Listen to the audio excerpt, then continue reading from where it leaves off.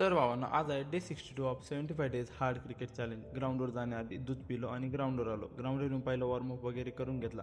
आज आम्ही सीमवर काम करणार होतो.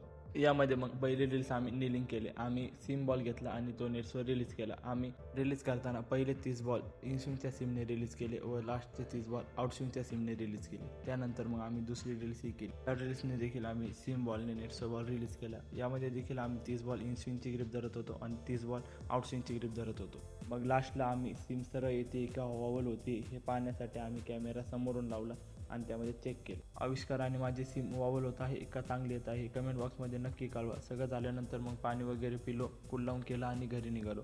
घरी येऊन भगवद्गीता घेतली. भगवद्गीतेमधून आज मला हे समजले की ज्याचे मन, बुद्धी, निष्ठा आणि आश्रय सदैव श्रीकृष्णामध्ये स्थित आहे, किंवा दुसऱ्या शब्दांत सांगायचे तर जो पूर्णपणे कृष्ण भावना भावित आहे, निसंशय त्याची सर्व कल्मशे पूर्णपणे धुतली जातात आणि त्याला परम सत्याचे संपूर्ण ज्ञान होते.